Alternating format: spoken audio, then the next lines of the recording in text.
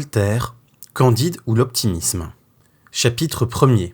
Comment Candide fut élevé dans un beau château et comment il fut chassé d'icelui. Il y avait en Westphalie, dans le château de Monsieur le baron de Thundertentronckh, un jeune garçon à qui la nature avait donné les mœurs les plus douces. Sa physionomie annonçait son âme. Il avait le jugement assez droit, avec l'esprit le plus simple. C'est, je crois, pour cette raison qu'on le nommait Candide.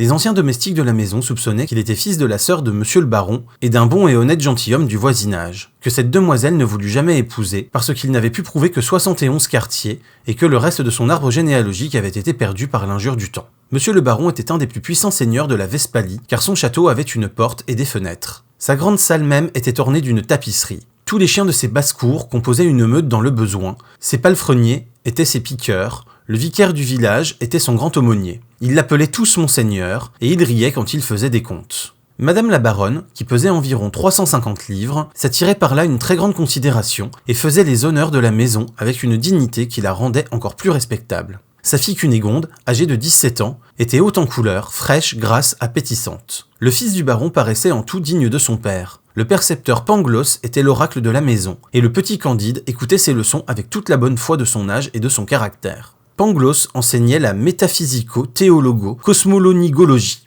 Il prouvait admirablement qu'il n'y a point d'effet sans cause, et que, dans ce meilleur des mondes possibles, le château de Monseigneur le baron était le plus beau des châteaux, et madame la meilleure des baronnes possibles. Il est démontré, disait-il, que les choses ne peuvent être autrement, car, tout étant fait pour une fin, tout est nécessairement pour la meilleure fin. Remarquez bien que les nez ont été faits pour porter des lunettes. Aussi avons-nous des lunettes. Les jambes sont visiblement instituées pour être chaussées, et nous avons des chausses. Les pierres ont été formées pour être taillées, et pour en faire des châteaux. Aussi Monseigneur a un très beau château, le plus grand baron de la province doit être le mieux logé. Et, les cochons étant faits pour être mangés, nous mangeons du porc toute l'année. Par conséquent, ceux qui ont avancé que tout est bien ont dit une sottise. Il fallait dire que tout est au mieux. Candide écoutait attentivement, et croyait innocemment, car il trouvait mademoiselle Cunégonde extrêmement belle, quoiqu'il ne prit jamais la hardiesse de le lui dire. Il concluait qu'après le bonheur d'être né baron de Thundertentronckh, le second degré de bonheur était d'être mademoiselle Cunégonde, le troisième de la voir tous les jours, et le quatrième d'entendre maître Pangloss, le plus grand philosophe de la province, et par conséquent de toute la terre. Un jour, Cunégonde, en se promenant auprès du château, dans le petit bois qu'on appelait parc, vit entre des broussailles le docteur Pangloss qui donnait une leçon de physique expérimentale à la femme de chambre de sa mère, petite brune très jolie et très docile.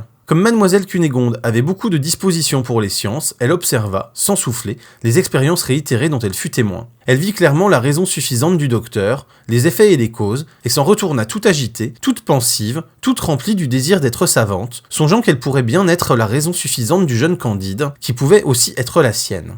Elle rencontra Candide en revenant au château, et rougit. Candide rougit aussi. Elle lui dit bonjour d'une voix entrecoupée, et Candide lui parla sans savoir ce qu'il disait. Le lendemain, après le dîner, comme on sortait de table, Cunégonde et Candide se trouvèrent derrière un paravent. Cunégonde laissa tomber son mouchoir, Candide le ramassa, elle lui prit innocemment la main, le jeune homme baisa innocemment la main de la jeune demoiselle, avec une vivacité, une sensibilité, une grâce toute particulière. Leurs bouches se rencontrèrent, leurs yeux s'enflammèrent, leurs genoux tremblèrent, leurs mains s'égarèrent. Monsieur le baron de Thundertentronckh passa auprès du paravent, et, voyant cette cause et cet effet, chassa Candide du château à grands coups de pied dans le derrière. Cunégonde s'évanouit, elle fut souffletée par madame la baronne dès qu'elle fut revenue à elle-même. Et tout fut consterné dans le plus beau et le plus agréable des châteaux possibles.